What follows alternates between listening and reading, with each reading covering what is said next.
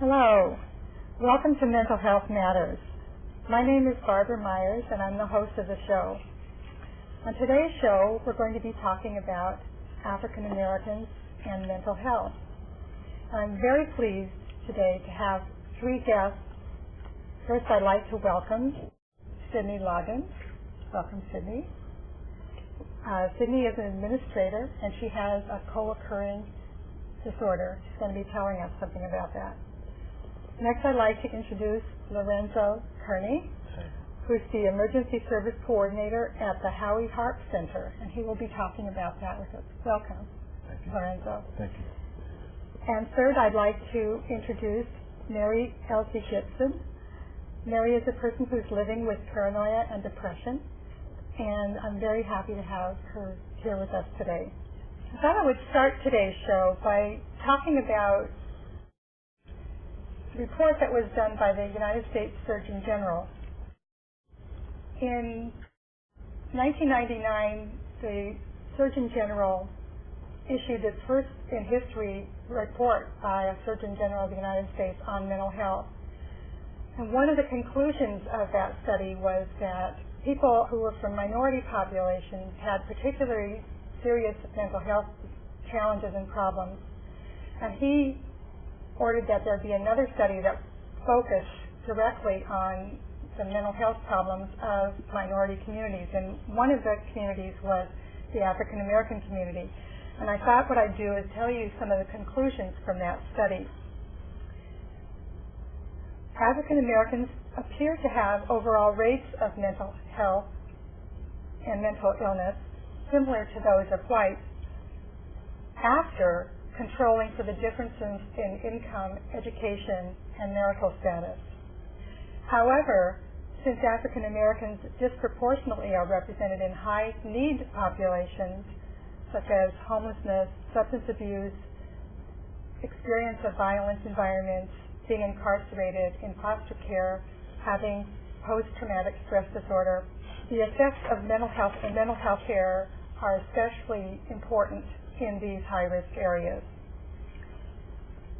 Another study found that African Americans are more likely to be incorrectly diagnosed or given a more severe diagnosis than someone else with the same symptoms.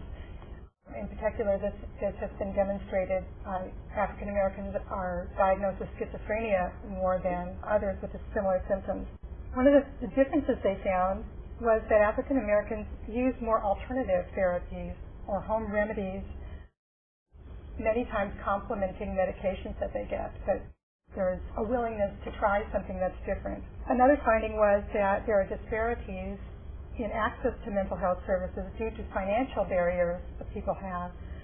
There's often a reliance on publicly financed systems, on a primary care provider rather than a psychiatrist, and use of the emergency room for psychiatric problems. And finally, there are few African American providers of mental health services. So a person is less likely to find somebody that they might be comfortable with as coming from their own group of people. So all of these were found by the Surgeon General to be problems and challenges that the African American community has in mental health that are different from the population at large. What I'd like to do now is to invite each of our guests to tell us their story and how they got here and a message that they'd like to leave. So, Sydney, I'd like to introduce you first.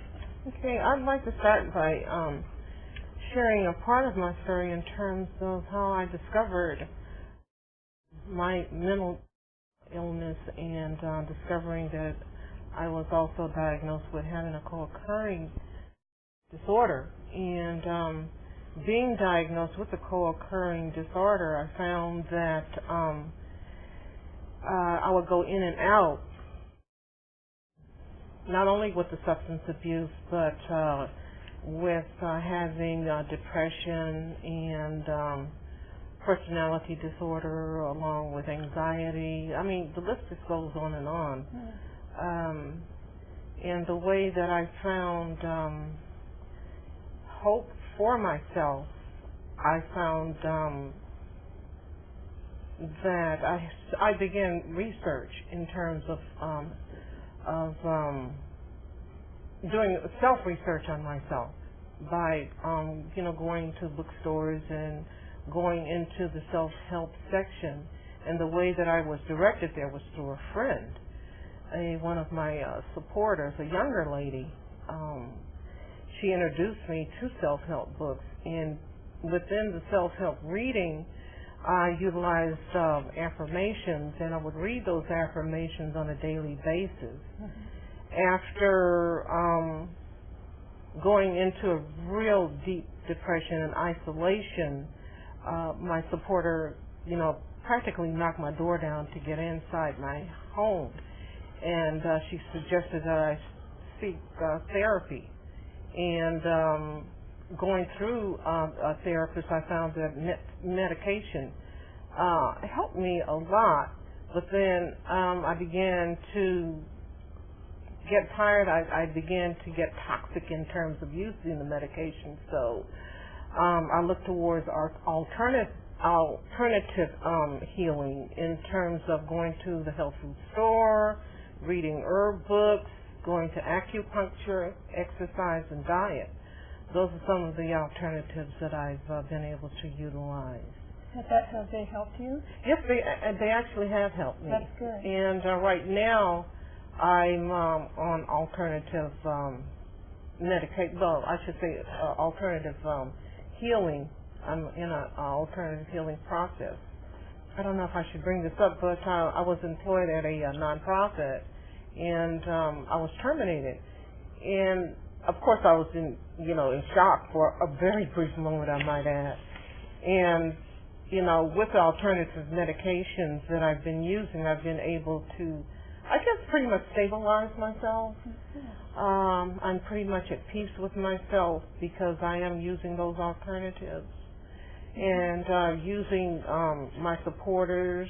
I don't really go to church as much as I used to, but I also began my healing with spirituality and going to church.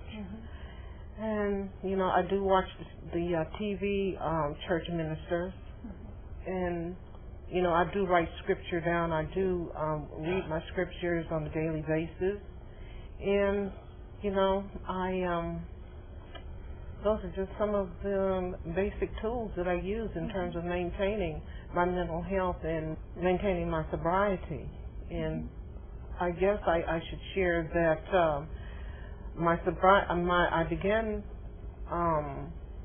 my sobriety about 18 years ago. So I've been able to stay away from the street drugs, so to speak. That's great. 15 years, that's remarkable. Like 18. Oh, 18 years, that's yeah, great. yeah. And I don't know, maybe I can help people by also, like I have facilitated women's groups. And in sharing my story in terms of how I had the ability to maintain my sobriety, I just shared my stories, in and out of bad relationships, and allowing people in and out of my life. I would have a few years sobriety, and I would allow the certain person to enter my life, and there I go again. And using the street drugs, of course the mental illness would come back, and there I go again with the isolation and so on and so forth. So that's just a part of my story. Yeah. So, well, thank you. You're welcome. One more thing. Okay. There's my laughter. People who suffer with mental illness, one of the other things that I've shared is that you have to not only forgive yourself, but you have to forgive those people who hurt you or who assisted you in damaging your life, so to speak. So that's so that forgiveness, the process of forgiveness, has been helpful. Very helpful. That's good. Very helpful. Yeah. Well, thanks for sharing that. You're welcome. Remarkable. Lorenzo, I'd like to hear from you. Yes. I work for the Holly Hart Multi-Service Center. I am an emergency service coordinator there. I'm diagnosed as schizophrenic paranoid type chronic, and the kind of work I do as a client-ran program, the kind of work I do, it helps with my what should I say, disease of my diagnosis, because by me helping other people in my situation, being able to give services for them, I don't have to take that much Seroquel. The kind of work we do, we have anger management on Mondays, harm reduction on Tuesdays, self-sufficient groups on Wednesdays, and things in arts and crafts on Fridays. But the moral of the story is that by me being able to help other clients in my situation, it helps. I don't have to take that much Seroquel. Like I said, I don't take that much medicine. Yeah. And just being able. Howie Hart Center is for homeless people. It's a client-ran program. You have to have be dual diagnosed bipolar schizophrenic, and everybody come in there have to have a diagnosis, because it's a client-ran program, and other clients helping other clients. You got outreach workers, advocacy, peer counselors, substance abuse counselors, but they all got a diagnosis, and that is so important with the stigma thing, because we could help one another. It's other clients helping other clients, right. And a lot of times people have never seen that before. They never seen another person that's been to a hospital come out and help another person that's been in the same situation. So it's so important to me that program has helped me so much, and I found that too in a client-run program that I'm in, but I'm helped as much as I help other people too. I think it goes both ways. Yeah. So, like I say, it's just so important for people with the mental health to continue to give monies to agencies that have anything to do with helping other people with mental psychiatric disabilities, and then the community too. It's a lot of people in the community in my neighborhood or throughout Oakland that don't get the attention, they don't get diagnosed. There's a lot of kids out there who don't know that they got a problem because they haven't went to a psychiatrist, so they're out there doing a lot of negative things. So we got to get the message out to them to get treatment before it's too late. A lot of people don't get treated at early age. They wait till they get like 30 or 40 years old, and then they go to get checked out. But when they're 15 to 25 years old, they don't get they don't see psychiatrists, but all the time they're sick, and they don't know it, So we just got to get the word out and get the message out and try to get them help, Okay, well, thank you. Okay. Mary, we'd like to talk with you. Okay, my name is Mary Elsie, and I'm just happy just to be here, and I always did a lot of research on my own, and I'm like an advocate of the community. I don't have no title, but I'm always around, like, when people's kind of looking out for resources. If I know where I can go at, I try to, man, people just knowing. I'm always around somebody in the streets that's always going through something. With myself growing up, I've always been depressed, and I have paranoid, and I've been diagnosed like this, that, and all these other diagnoses, and I found out I have a lot of fear and paranoia and stuff like that. And a lot of African American, a lot of things that's going on, and the way I was raised up religion, and like a lot of us don't like to come up and talk about a lot of things, because we don't want our friends to know we got this, diagnosed, and we don't want to be looked down, and I was raised a certain way that you have to look good and stuff like that. So what I do is I kind of stay connected. I was raised in church. I go to the White Christian Center. I haven't been in a while, but they involved in the community, and then I go to acupuncture, and then I'm connected with, AA and a support group, because I used to drink and I used to smoke weed and stuff like that. But then when I stopped all of that about 8 years ago, and then I thought about it, that started before I started drinking, because I was always paranoid, worried about what people say, what they think, and stuff like that. And I really feel bad that a lot of people, they want a lot of help, but they don't know how to reach out.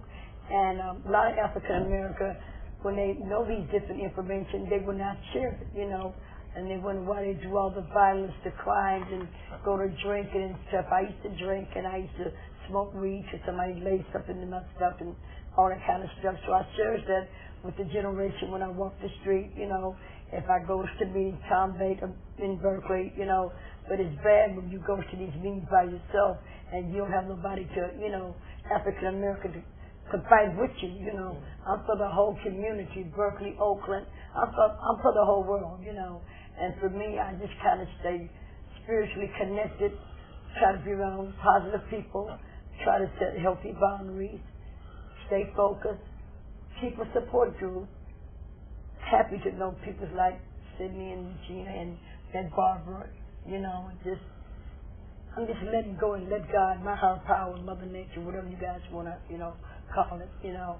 And sometimes I get in depressed mode and I get depressed. So for me, when people are real depressed, it's not going nowhere. When I get calls on my phone, and if it's not uplifting and stuff like that, I'll tell them information where they can go, mental health and different stuff like that.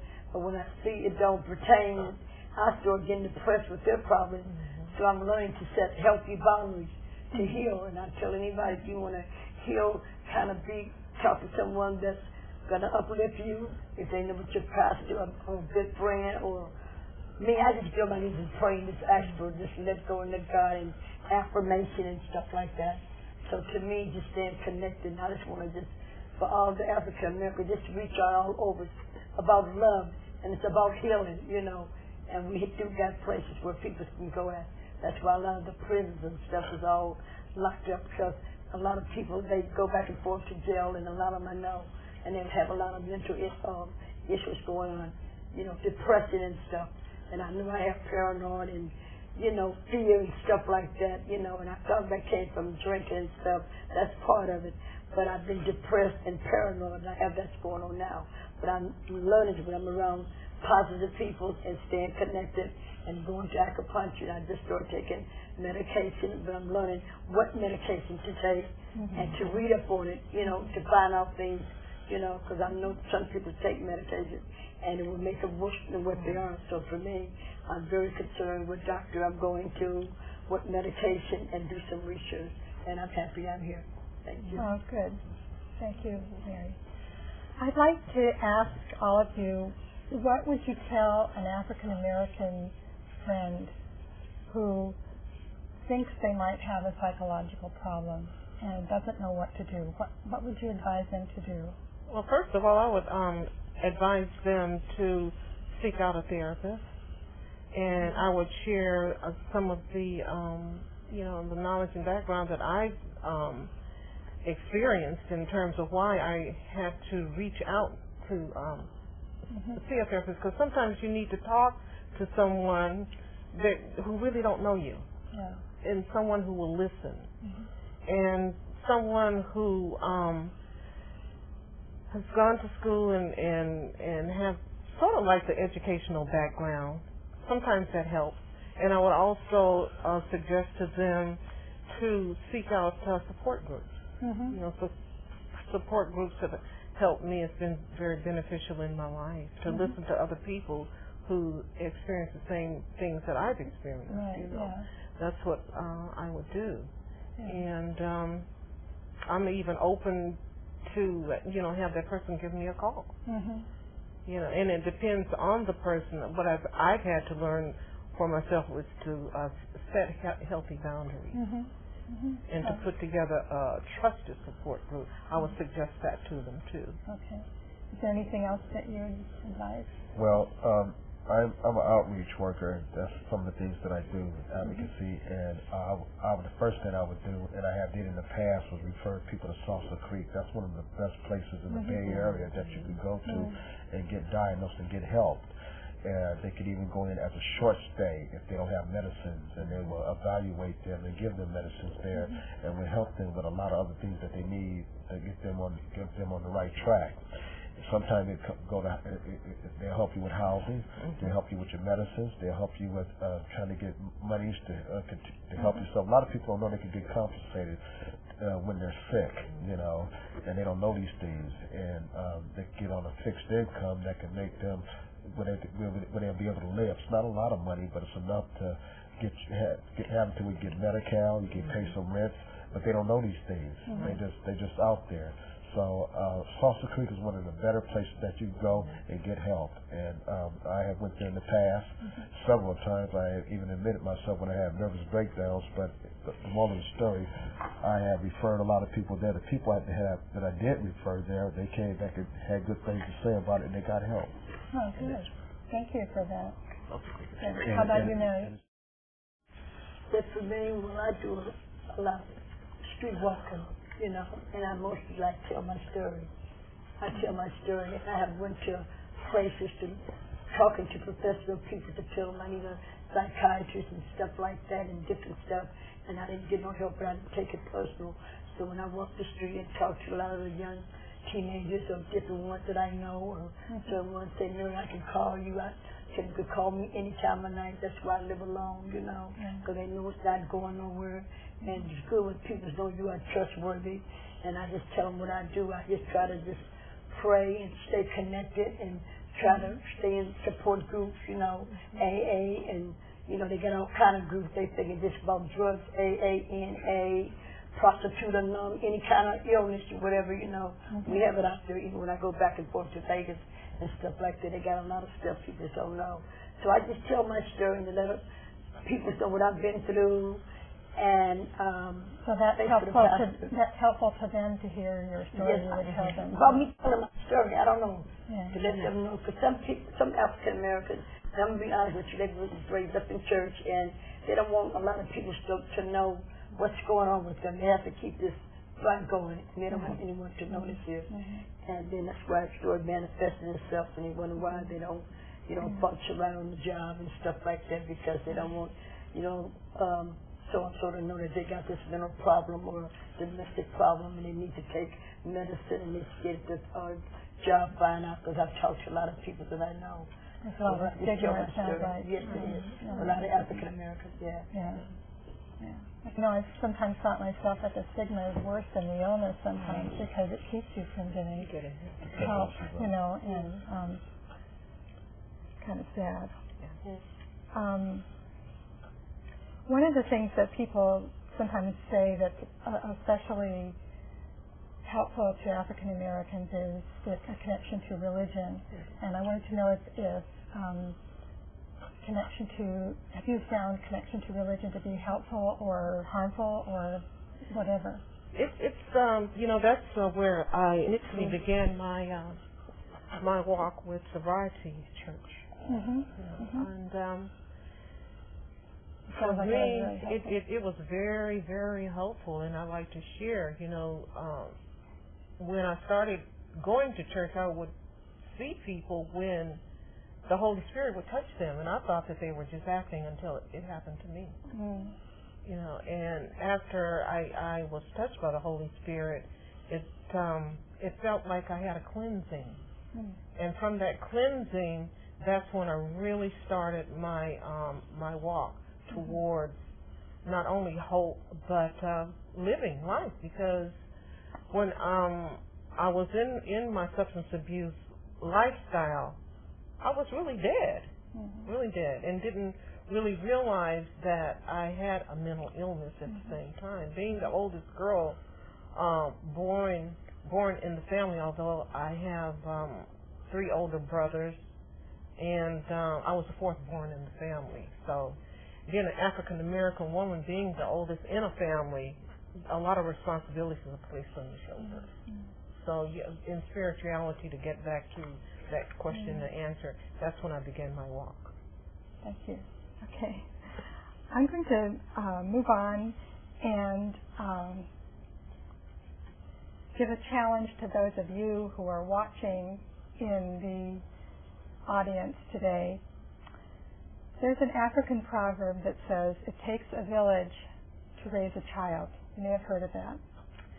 I want you to think about your village or your neighborhood, as if you will, and about the children who live in that neighborhood, and consider what you might do to contribute to raising them well, especially the ones that have mental problems.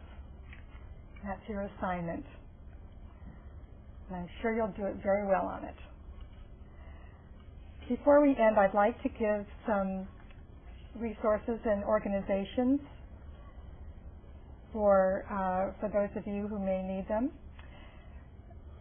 First is the National Alliance on Mental Illness, NAMI, which has an African American support group in Oakland that meets on the fourth Tuesday. The information is on your screen.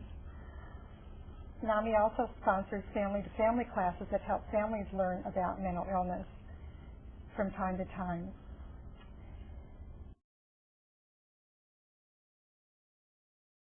There is Lorenzo's organization, the Howie Hart Multi-Service Center, which is a self-help program offering free services to people who are disabled and homeless. They're in Oakland. There's the Peers, which we have talked about before here, which is Peer Resource Center. It's on San Pablo Street in Oakland. There's an organization called Pathway to Wellness, which has three different locations in Alameda County, and those are on your screen.